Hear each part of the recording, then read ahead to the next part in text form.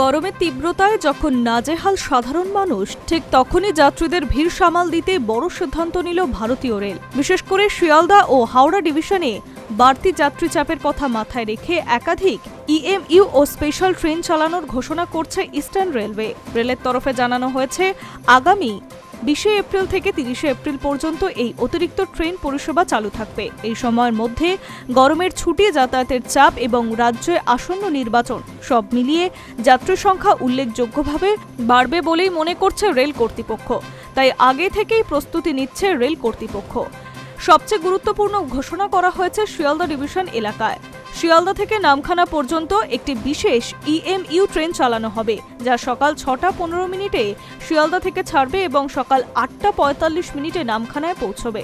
এই রুটে প্রতিদিন বিপুল সংখ্যক যাত্রী যাতায়াত করেন, ফলে এই ট্রেনে অনেকটাই স্বস্তি দেবে বলে আশা করা হচ্ছে।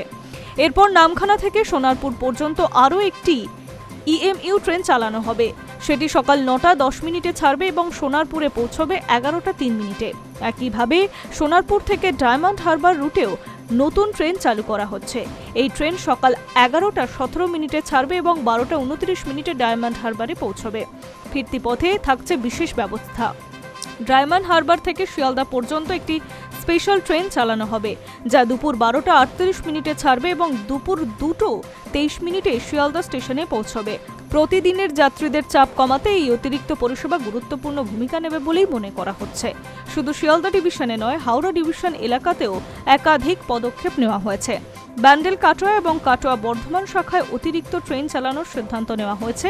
ওই রুটগুলিতে প্রতিদিন বিপুল সংখ্যক যাত্রী যাতায়াত করেন, ফলে অতিরিক্ত ট্রেন চালু হওয়ায় সুবিধা হবে বহু যাত্রীর। এর পাশাপাশি দূরপাল্লার যাত্রীদের জন্য বিশেষ ট্রেন চালানোর ঘোষণা করা হয়েছে। হাওড়া থেকে চণ্ডীগড় এবং চণ্ডীগড় থেকে হাওড়া রুটে একাধিক স্পেশাল ট্রেন চলবে নির্দিষ্ট দিনে। এই ট্রেনগুলি ব্যান্ডেল, বর্ধমান, দুর্গাপুর, আসানসোলের মতো গুরুত্বপূর্ণ স্টেশনে থামবে, ফলে বহু যাত্রী এই পরিষেবার সুযোগ পাবেন। রেল সূত্রে জানা গিয়েছে, শুধু কয়েকটি রুটেই নয়, কানপুর সেন্ট্রাল থেকে আসানসোল, চাপড়া থেকে কলকাতা, গোমতীনগর থেকে কলকাতা, মাদার জংশন থেকে হাওড়া এবং গোমহ থেকে দুর্গাপুর সহ মোট 11টি শাখায় সামার স্পেশাল ট্রেন চালানো হবে। সব মিলিয়ে গরমের মৌসুমে যাত্রীদের স্বস্তি দিতে ভিড় নিয়ন্ত্রণ রুখতে বড়সড় উদ্যোগ নিয়েছে রেল কর্তৃপক্ষ। এখন দেখার, এই অতিরিক্ত ট্রেন পরিষেবা কতটা কার্যকরভাবে যাত্রীদের সুবিধা দিতে পারে এবং গরমের সময় যাতায়াত কতটা স্বস্তিদায়ক হতে পারে।